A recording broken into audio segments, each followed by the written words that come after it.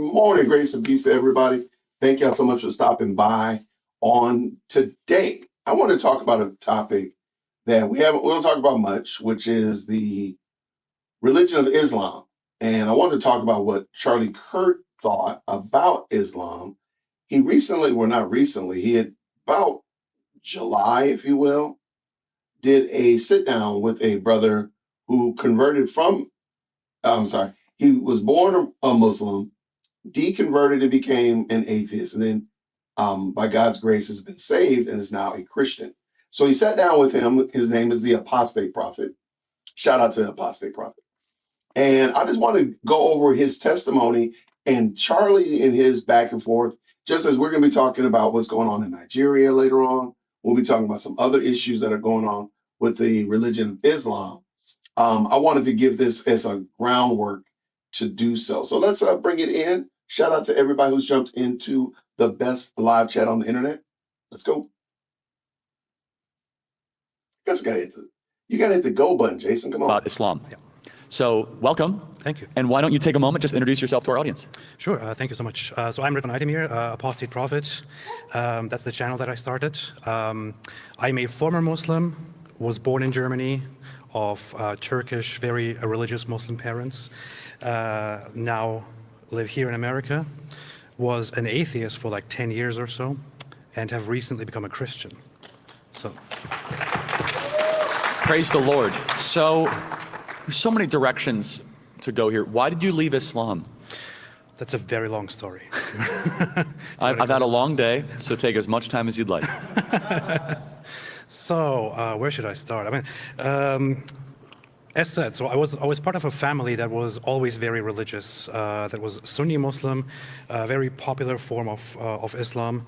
They raised me under semi-strict circumstances, which are very weird from an American perspective, such as at home we weren't allowed to listen to music, for example. Can you imagine that? We were raised with the idea, this is the funny thing, I have to bring up this aspect actually before going into it to give you a better understanding. I was a child of immigrants from Turkey to Germany.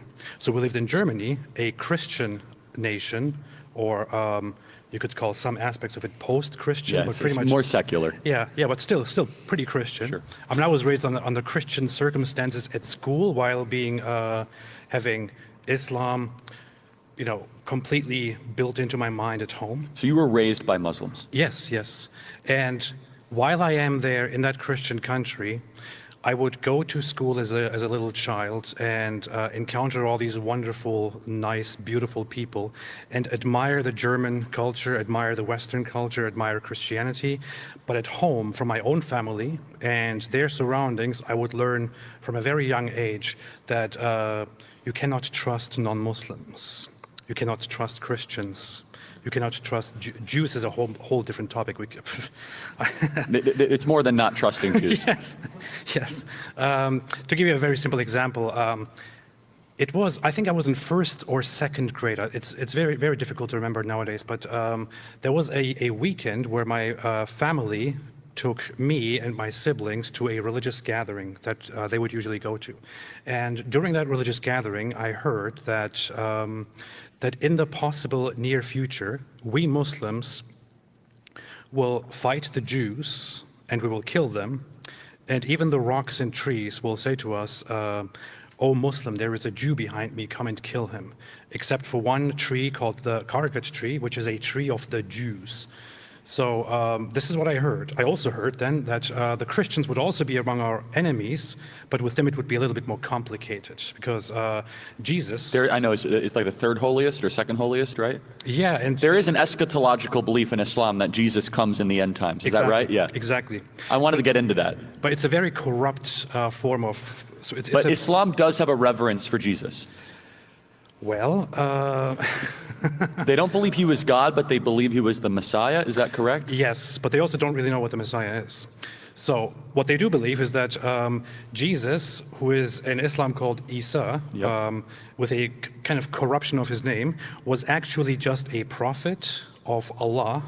And he was Muslim. Yeah, he was a Muslim, and he came here to deliver the Muslim message and to ask people to submit to Islam. That's all he was. He was also the Yeah, Messiah. that's a bunch of crap. It is, obviously. And I mean, if you go with the Christian narrative, right? If you accept that Jesus came and he was actually truthful, you can't have another message after him. Correct. You can't have another religion after him. And Islam comes and acts as if Jesus was simply a messenger, but his entire message was all corrupted by his followers, the Christians, who became hypocrites and evil, and the actual true message is that of Islam. And according to Islam, Jesus will come back, and what he will do according to Muhammad is he will come back and he will break the cross and kill the pigs, and then will reign as a Muslim ruler over the people. According to some interpretations, that is meant to be, so when he breaks the cross and kills the pigs and abolishes a protection money imposed on non-Muslims, it means that he will come to the Christians and tell them what the real religion actually is, I mean, which is Islam. isn't that zakat, the tax or something, right? Yeah, it's the jizya. Oh, that's right. Yeah, okay. It has a very questionable name, but I was just going to say. Right. But So I have so many questions here. So you leave Islam yeah. because it was just didn't ring to me true. So I became very religious at some point in my life when I was a late teenager. Became very dedicated and started reading the Quran. When I read the Quran, the problem started arising because, believe it or not, Muslims will tell you that it is the best book ever written and that nobody can write a better book than the Quran. That's not true at all. But if you read it, my friend David Wood, with whom I stream a lot, thank you. People love David Wood. You should have him too. I will. You should invite him at some point. But he's fantastic. He likes to quote somebody who says that reading the Quran is like penance. You know? I don't feel that way with the Bible, though. No. So let's just start. I want to get to why you left Islam, but so the Quran is separated in surahs, is that right? Yes. Surahs. And there Chapters, yeah. But it's not chronological. It's the longest first. Is that correct? Correct. And it kind of jumps. Is there 64 of them? Is that right? Or Hold on 1 second. 1 second. I don't know if it's on you or me, but my audio is going crazy. There are actually 140. oh wow, I'm way off. Okay, and so the part of it is normative Christian theology, but it's all counterfeit. Is that right? You are partly right there. It has some Christian aspects, but it is also so it very much started out as a pagan religion in Arabia that attempted to turn it into a monotheistic religion because Muhammad really was impressed by the Jews and Christians that he encountered. So was what is considered Islam predate Muhammad, and he just adopted it as a warlord? According to some theories, yes. According to the official narrative and the Islamic narrative, which I think is quite plausible, he's the one who comes up with it. He comes from a family of polytheistic Arab pagans, but he starts going against their traditions and saying that there is only one God named Allah. So he starts this whole new religion and starts attacking the polytheists and their idols and all that. So, fast forwarding back to you, we're going to jump all over the place. You leave Islam. Just like the Quran. Exactly, that's all over the place. The Quran is like, I'm reading this thing. I'm like, by the way, don't read it unless you're ready to be super confused. I think it's kind of dark. I mean, I could use the word demonic. It's very stupid. So. Yeah, it's stupid. Thank you. So you leave Islam, you're an atheist. What brought you to Jesus? It was a very long process, but for most of the time as an atheist, I was convinced that there is no God because I couldn't prove it. But I always had respect for religion. I had respect for Christianity. I always made that very clear. The thing is, over the many years after I left Islam, I tried to keep up this whole narrative, this whole charade, to be very honest now, that after leaving Islam and thinking for myself and being independent and not believing in fairy tales, that I'm a very happy person now. The thing is, for all those 10 years, I wasn't happy. I was really struggling inside. It was really bad. And one of the big issues that I've always had was that humans seek purpose in this world. We seek a purpose in life. We do everything for a purpose. I had accepted at a certain point that that there seems to be no inherent purpose or meaning to life. So nihilistic. At all, yeah. And I thought, okay, I can make peace with that idea, but I never did, because it's incredibly. Well, because it's dark. actually a contradiction. Yeah. Because finding peace and no meaning in itself is a contradiction. Yeah. Because that would be meaning and finding no meaning. Exactly. So And- it's a self-defeating statement, because like, oh, I'm going to find meaning and not having meaning. Well, then you just found meaning. yeah. So one method. definitionally, you can't escape it. Exactly. One way to go against that is to simply embrace the absurdity of it all, which I was trying to do, and to simply live with it. But it's very difficult. You know, it is extremely difficult. And it was actually until I looked further into the evidence for Christianity that I was quite surprised, because as an atheist, I often heard, and I was also under the impression, that Christianity simply relies on different accounts by people who didn't witness anything, who lived long after Jesus, It's not true. and who just wrote things down about him without knowing it from hearsay. It's very funny, because only when I was slowly approaching Christianity did I find out that this is complete nonsense. But so many people propagate this idiotic idea. Oh yeah, I mean, and Luke, for example, was a first-class historian. Yeah. I mean, he was a historian of the first order who wrote most of the New Testament, and he was paid. Theophilus paid him to go research this stuff and be like, find out who this Jesus guy is, and he wrote basically a definitive documentary. He wrote Luke and Acts. That's all written by Luke, and he basically said, "Oh, Theophilus means lover of God. Here's what I learned."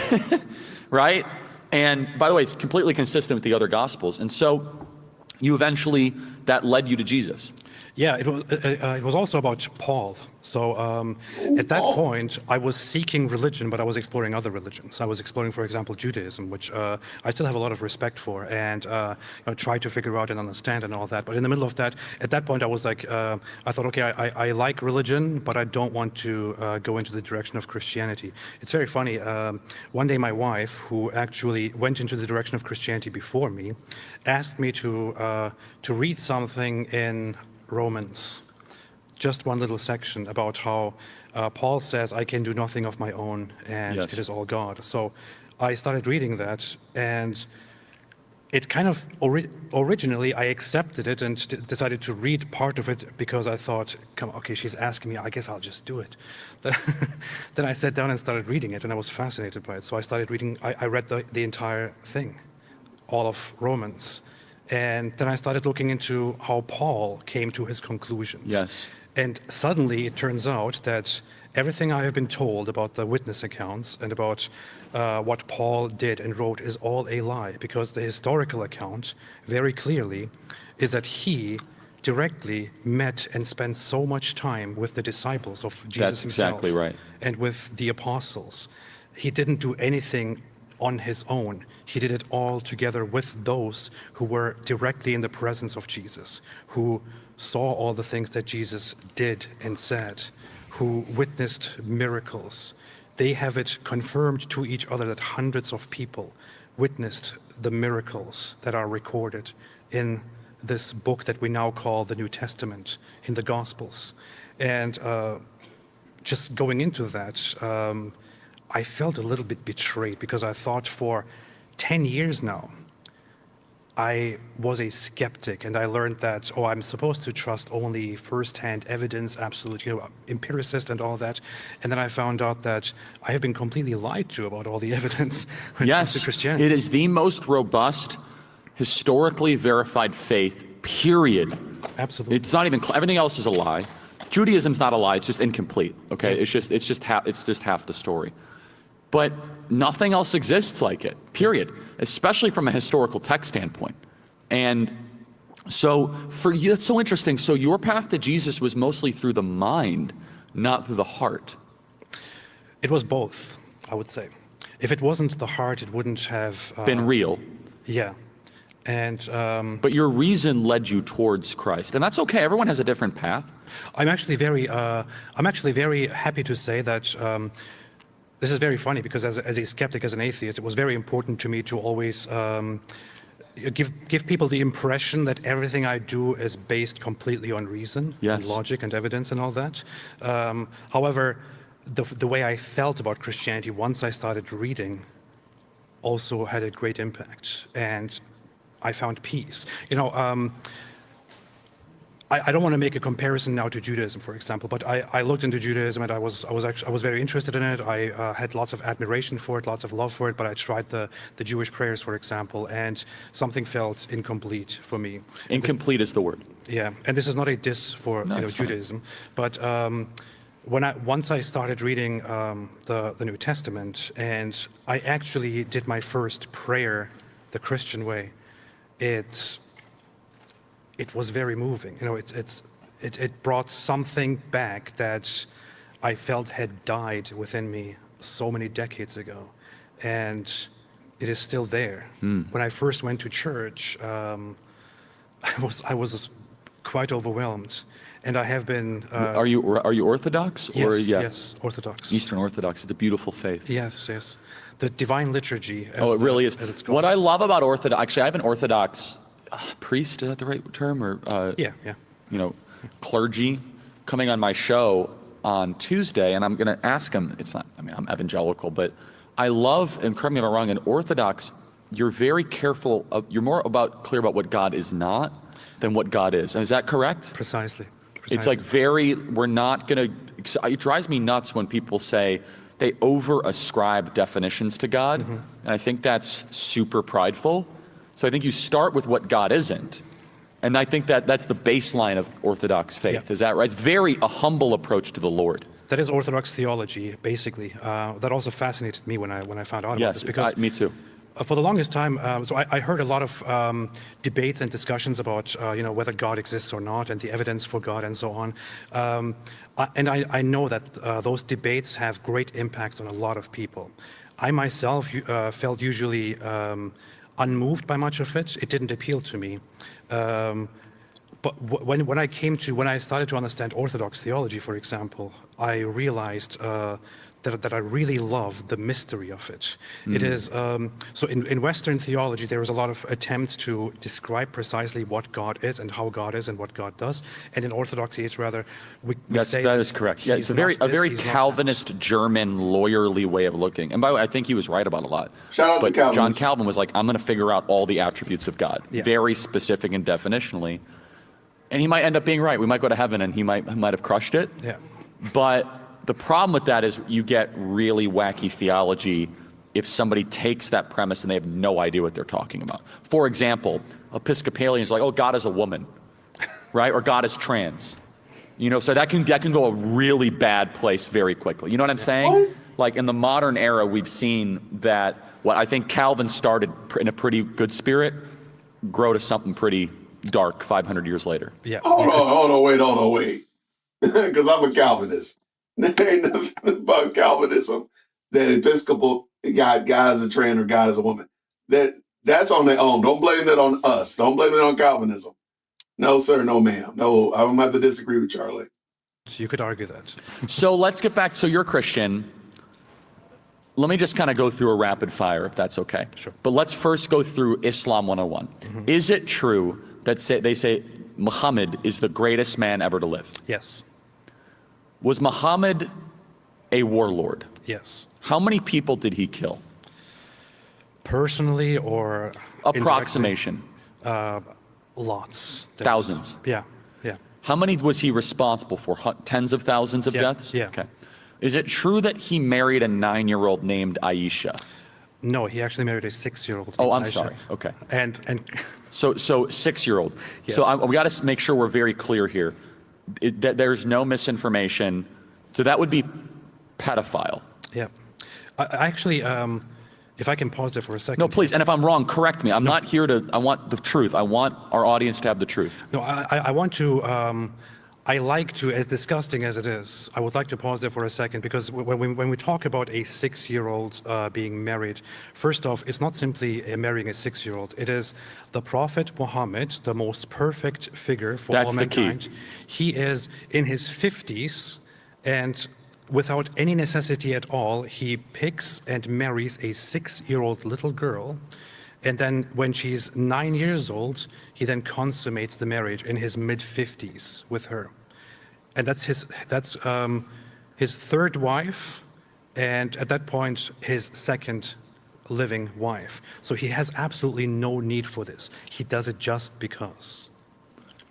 So let's steelman this. If a Islamic cleric was right here, how would they defend that? They would say a few things, such as those were different times. The response to that would be, okay, but isn't Muhammad supposed to be the perfect moral example for all mankind for all times, including right now? So it doesn't matter if it was a different time. The second defense would be that she transmitted a lot of accounts of things that he did and did not do. So it was actually a very good thing for him to marry her and be so intimate with her. But seriously? We are supposed to argue that this was the great divine plan. Oh, so his legacy lived on, so that's why he raped a 9-year-old. Yes, Got it. yes. What else would they say? Some would say this is okay and there is nothing wrong with it, because as soon as a girl shows signs of development, she is ready to breed. Okay, do any of them say it's factually incorrect? If they're serious, traditional Muslim scholars, they will not say that. If they are kind of reformists or modernists. What would the reformists say? That she was allegorically 9? They will say that stupid excuses, such as that they started counting her age only after a certain time, or that there are different accounts. She might have been 10 or 8 or something else. Yeah, that makes a huge difference. A huge difference. So Muhammad, the greatest man ever to live, the greatest example, was a warlord who married a 6-year-old, raped her when she was 9, and then kept multiple wives. Yeah. Now, to be clear, the Bible also has plenty of stories of multiple wives and bad behavior. But this is so important. There's a difference between what the Bible describes and what the Bible prescribes. Description of behavior in the Bible does not mean prescription of the Bible. And that part right there, I might need to clip that out and really make that its own segment, because just because Abraham, Isaac, and Jacob, just because David, just because Solomon had multiple wives, it doesn't mean none of them go well. If you look at the stories, none of them go well. None of these are like, oh man, the more wives I have, the better my life is. They all had problems because they had multiple wives. And you don't see that as being like, therefore, they say, Solomon had what, 700 wives and 300 concubines. Therefore, you should try to catch up. Like, nobody says that. So just because it is a part of the narrative doesn't mean that it's something that you need to go do. And you notice also, you don't see it in the New Testament. This is all Old Testament behavior. You don't see multiple wives in the New Testament. Matter of fact, you see very clear prescriptions of single wives in the New Testament. Just something to think about. Okay, shout out to them. If you're just jumping in, we're watching Charlie Kirk interview the apostate prophet, who is now a Christian, and they're just having a good conversation about what the effects of Islam on the world and such of that nature. And I thought it was really good.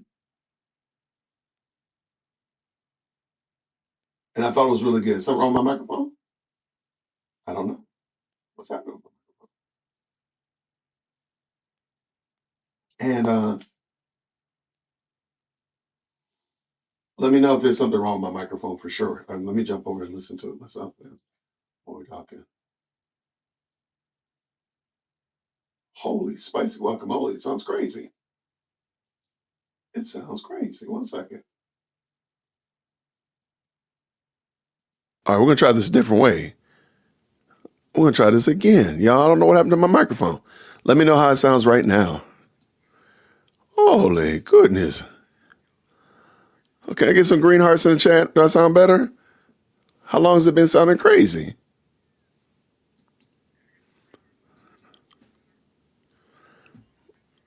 How long has it been?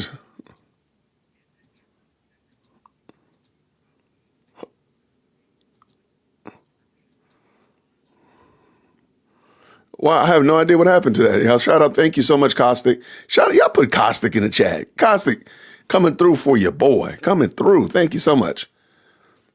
Okay.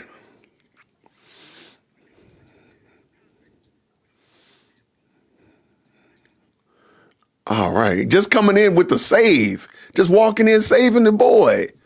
I mean, come on. Now we can go. Let's go. For example, Solomon having many wives is not prescribed to you. It actually ended really bad for him. He ended as a madman, actually. And Ecclesiastes is like one of the saddest books ever. He's like, meaningless. All of life is meaningless. I love that book, though. Isn't it beautiful? No, meaning it's sad in the beginning, and then all of a sudden he finds that meaning is God. And there is a season for everything. There's a season for suffering. There's a season for sorrow. There's a season for happiness. The point being, though, is that people would counter just for you here. Oh, but in the Christian Bible, and the kicker, guys, we never say Solomon is the greatest man ever to live. Facts. Precisely. This is the whole important thing. They hold Muhammad at a higher level than Christ our Lord. Yes. So That's crazy work. And would you say this is one of the strongest arguments to cross-examine Islam?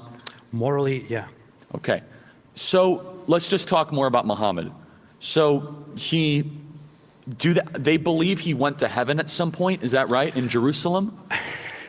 So, like on a horse or something? Yeah, it's called the night journey. So they believe that he went, one night he was woken up by heard of it. the angel. And Angel Gabriel, right? Yeah, Oh yeah, that's Angel new. Gabriel. And They could have used a different name. he was put on the back of an animal that was bigger than a donkey and smaller than a horse, is what it says. And he was then taken by that donkey to the farthest mosque, as it says. And then from there, he was taken up to heaven, where he saw all the prophets. Then later on, he was taken also to hell, where he saw all the people. By the way, what he saw in hell is very interesting. He saw that the majority of hell dwellers were women. That's what he said to women. And he told them, this is because you people, you women, are ungrateful. So you have to be more obedient to me. Oh, what a convenient theology for like thing like Jeffrey Epstein with a standing army. That's basically Muhammad. Right? Wow. So that's crazy. He said Jeffrey Epstein with a standing army is crazy. Yo, y'all tell me that Christianity is patriarchal. Christianity is misogynistic. Y'all. And your guy who said he went to hell and saw women in hell, that is crazy work. Crazy work.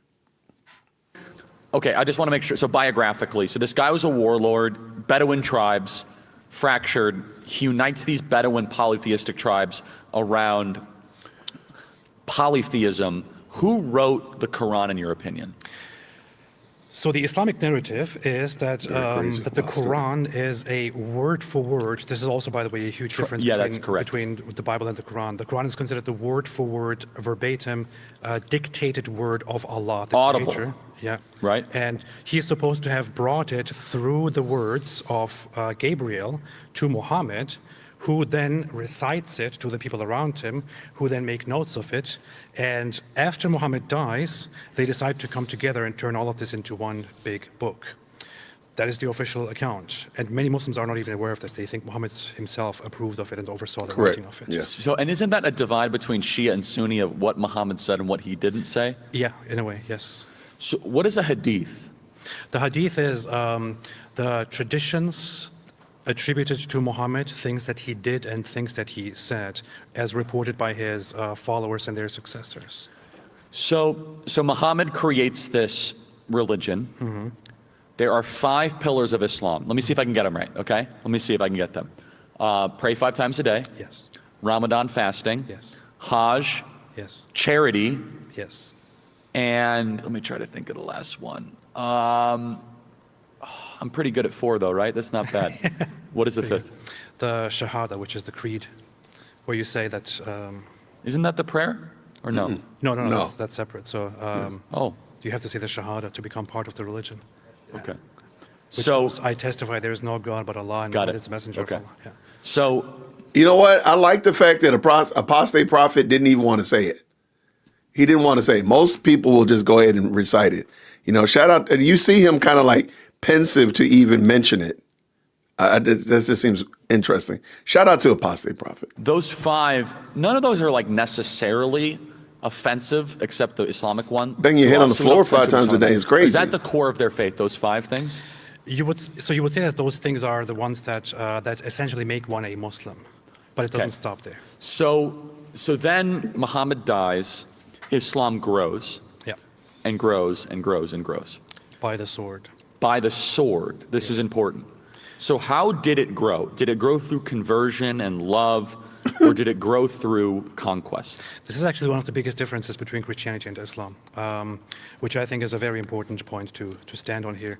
So Christianity, we know, starts with Christ, God taking on flesh, becoming the lowest of us, becoming part of us and inviting us to him. It starts through suffering, and his followers spread it and tell people about it. They lose their lives on this path, and over centuries it develops through simply preaching and being persecuted.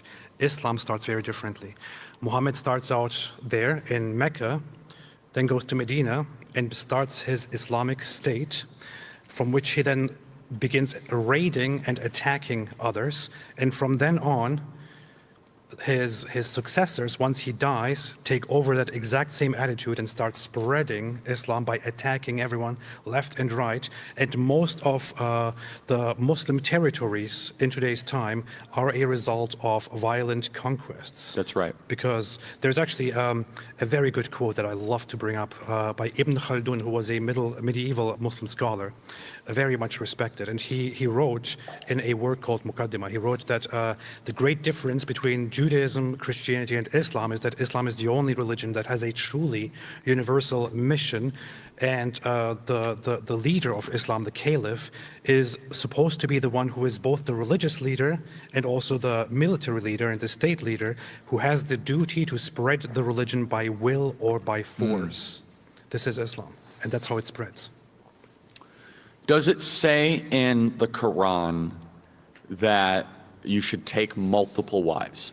It says you can take multiple wives. Okay, but not that you should, but you can. Yeah, you can. You cannot take up to 1, 2, 3, 4, like tomatoes. Like Got it. Yeah. Is it true that it talks very poorly about women? Yes. How so? Well, in chapter 4 is very funny. It's called... In the Surah 4 or whatever? Yeah, the Surah 4 is called Women. And some It's Muslims, called will say, women. some Muslims will say, look, it has a chapter called Women. It must be nice to women. Well, look into the chapter. Read the chapter. So in verse 24 of it, it says that that Muslims may only have sex with those that they are married to and with those that they possess, which means with their sex slaves. So Islam directly allows sex slavery through war and also tells Muslims that they are allowed to have sex with them as they wish. In verse 34, it then says that that Muslim women are to obey their husbands fully because he is superior. If she disobeys, or no, if a husband fears arrogance from a woman, he is to admonish her, separate in beds, and if that doesn't help, he may beat her. And according to Muhammad's own companions, according to Muhammad's own child bride, Aisha, she said that she didn't see any other women who were suffering as much as the Muslim women. One day a woman comes in and her skin is greener than the green clothes that she's wearing. And she comes to complain about her husband, how much he's beating her. Muhammad ends up basically justifying the beating and saying that lots of women come to complain about their husbands and they are not the best women. And this is Islam's legacy. So the Quran directly allows Muslims to beat their wives and describes them as lesser beings. And you can still see this very much unfold and manifest in Muslim society. Is it true it says to convert or kill? Yes, there is another option. Yeah. So chapter 9, verse 29. Tax, right? Yeah. It says... Is that, what's the word you said? Jizya. Yeah. Yeah. It says directly there that those who don't accept Islam and those who don't believe in Allah and Muhammad, you are to fight them, specifically Jews and Christians and others, until they are humiliated and pay protection money. So you are to convert them or to make them pay protection money. If they don't pay protection money, you can kill them. That's it. What are the other objectionable teachings that you think the West should know? Aside from... Are they allowed to lie in the name of Islam? That's a common thing I hear.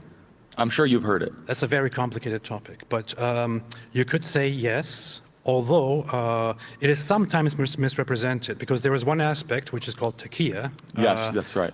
So taqiyya allows Muslims normally, if they are in certain circumstances where telling people that they are Muslims would cause trouble, they are given the permission to lie about it. But that's not the only aspect where they are allowed to lie. So sometimes people think taqiyya means that they are all allowed to lie, but in general, without giving it a name, the Quran authorizes Muslims to simply speak half the truth, basically, in giving responses, and to always speak in whatever way Islam benefits. And Muslims are allowed by Muhammad to deceive the enemies of Islam. And enemies of Islam are all those that are not Muslims. So Islam is rapidly taking over the West. Yes. Is that by accident or by design? You could say that it is by design, but then we have to have a discussion about who's the designer. Yeah, who's the designer? What kind of designer? Well, let me put it this way. Is the Muslim world thrilled they're taking over the West? Yes, absolutely. When I was a child in Germany, when I was a teenager, I repeatedly heard that it's a fantastic thing that we are taking over, that our numbers are growing. And you could now say, okay, this is just something that you yourself heard, but it's not just me. Today, I still hear the same thing. In fact, this is the main reason why I decided to speak out, because after I left Islam, I had horrible deception and basically, oppression of my mind behind me. I wanted to get away from it, but I look into the world and I see people saying stuff like Islam is misunderstood. It's a religion of peace. It's not a religion of peace. It is not a religion that wants to coexist with you. We have today in the UK, in many other countries, we have Muslims preachers openly saying that Real quick, I want you to listen to how his voice changes. I'm gonna back up just a little smidgen. Listen to how apostate prophet's voice changes when he talks about the idea and the notion that Islam can coexist and such like that. Listen to how forceful his voice changes. In Germany, when I was a teenager, I repeatedly heard that it's a fantastic thing that we are taking over, that our numbers are growing. And you could now say, okay, this is just something that you yourself heard, but it's not just me. Today, I still hear the same thing. In fact, this is the main reason why I decided to speak out, because after I left Islam, I had horrible deception and basically, oppression of my mind behind me. I wanted to get away from it, but I look into the world and I see people saying stuff like Islam is misunderstood. It's a religion of peace. It's not a religion of peace. It is not a religion that wants to coexist with you. We have today in the UK, in many other countries, we have Muslims preachers openly saying that the vision of Muslims should be to take over Western nations, that the numbers should be growing. There should be more politicians involved in the public, in the UK, in Canada, in Australia. Gladly, we are not at that stage in America, but we have to act quickly unless we want to also get into those situations, because it is a duty of Muslims to establish Islam as a governing force wherever they are, or to leave. They don't want to leave. Do they believe in separation of mosque and state? No, they don't. In fact, in Islam, it is actually considered haram, forbidden, to establish laws that are separate from whatever Allah has established. So it is considered forbidden, not allowed, to have secularism. So the growth of Islam in the West, do you think that Christians and Westerners adequately understand it? No. What, and we're short on time, I'm sorry, I could talk for 2 hours. What keeps you up at night or worries you most about this flavor and this ascendant force of Islam? The most important thing is the ignorance of the non-Muslims, of those that we have among us. We have lots of people speaking. We have lots of people speaking online. We have lots of people speaking about all kinds of things. I think there are some people who like us to talk about different political entities or different states, how they are trying to subvert us and so on. I think the biggest subverter of Western societies, of free nations, is Islam, and we need to be talking about it. I think the most disturbing thing about all of this is that we have Muslim communities in Michigan, in Minnesota, in Texas even Yes, now, epic city. and elsewhere, that openly speak of spreading Islam and making this, and they say, of course, we don't want to offend anybody, we don't want to make it Yeah, look like right. we are subverting people, we just want to peacefully spread it and grow and take over. But if you allow enough power to be taken by those who want to establish Islam as governing force, you will very, very quickly lose control because they will not allow you to take it back. What- They will want to impose it. Do you think Islam is compatible with Western civilization? Absolutely not. So I said that, I don't know if you saw that, got 75 million views on my tweet. People thought, oh, that's great.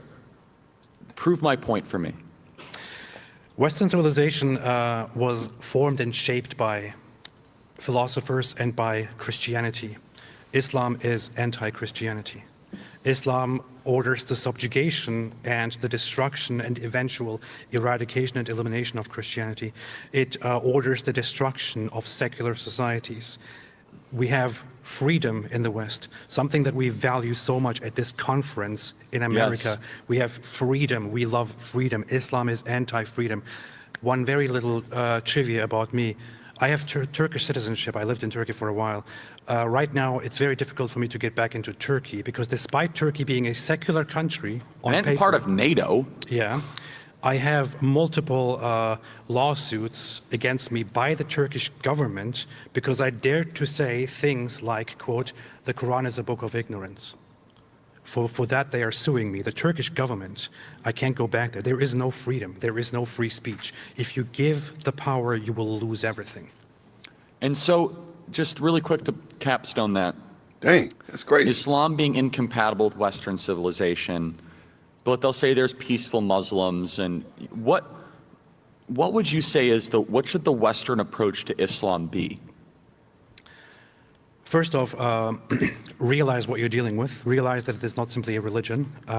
Acknowledge that it is incompatible with your societies, and then begin to directly address it and make sure that you do not allow them to take advantage of your well-meaning attitude and your liberal policies of immigration, for example. If you see Islam spreading and political Islam spreading, remove it. Make policies about it. Get rid of it. Kick it out before it's too late. And so here's the thing. This might be a little bit controversial, but the freedoms that we have in the West, they were established. The values that we have in the West were established. Even America was founded by people who had in mind that these are values that unite us. These people that, I find it very difficult to even include myself, but I will include myself as an American today. So these are these nations are founded in order to have people like us with our values to live Yes. together. That's why we have freedom, because we cherish it, we value it, we can do it. They weren't meant to be offered to every single anti-freedom group that comes That's in right. and wants to abolish it and abuse it in order to oppress you. How do you get treated by Muslims? I usually get the death penalty in Islam. Do you get a lot of death threats? Yes, lots of them. What do they say to you? I will behead you. I will rape your family. I will. This rape is the religion of peace? Yes, it's very peaceful.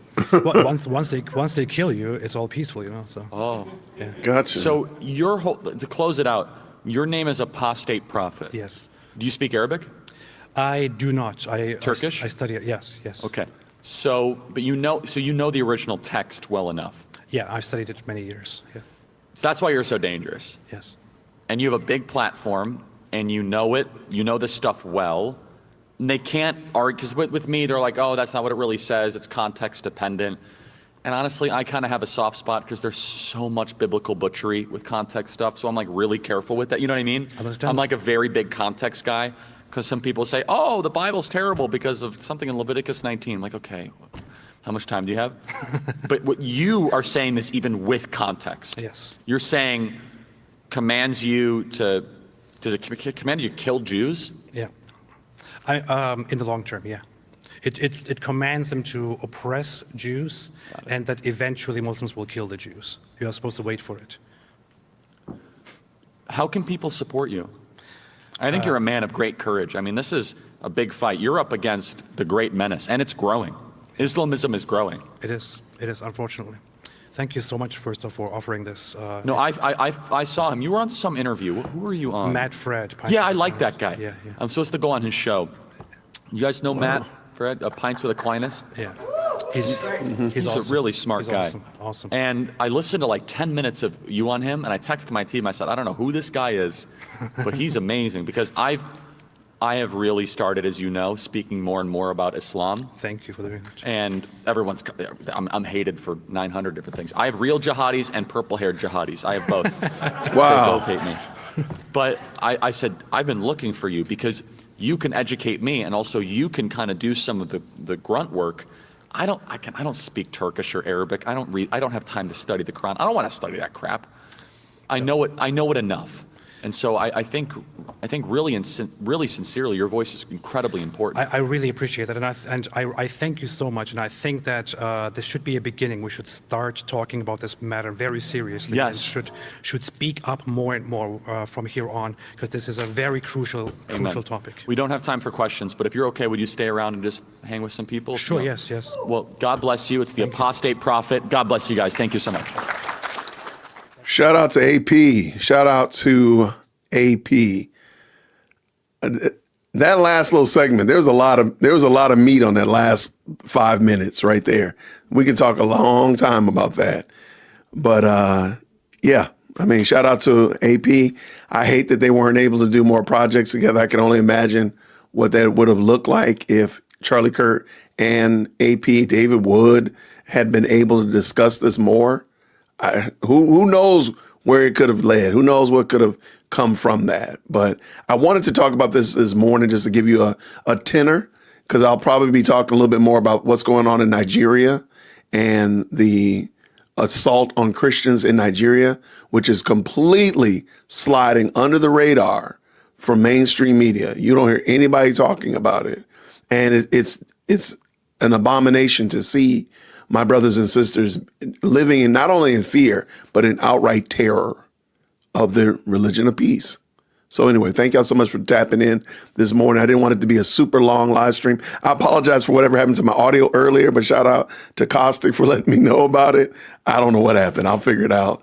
And maybe I'll do a little quick tear apart real quick and take everything apart and figure out what happened. But anyway, thank y'all so much for rocking with me. Thank you to all 42 of y'all. If you didn't already, go ahead and hit that like button. I'm really close to 65,000 likes. So we got the blinker on. We're about to turn into the driveway. So go ahead and push us on into the goal. Thank y'all so much for liking the video, tapping in, comment down below what you think. I really appreciate all of that. I'm looking forward to hearing more from you all. There are some good videos dropping later on today. I don't plan on doing a live stream today because I'm going to hang out with Chief Executive Secondborn. But if she hangs out with her friends, I'm going to be back. I'll let y'all know about it. Everybody, thank y'all so much for hanging out with us. I'll see you real soon. Grace and peace. Thank you so much for tuning in to another episode of the Jay Witt Podcast. If you enjoyed today's show, please do me a favor and hit me up with that 3-piece special. Like the video, subscribe, and of course, share it with somebody who would also enjoy this type of content. And make sure you leave a comment because I do pin the best comments to the top. So thank you so much for tuning in today. And until next time, everybody, grace and peace.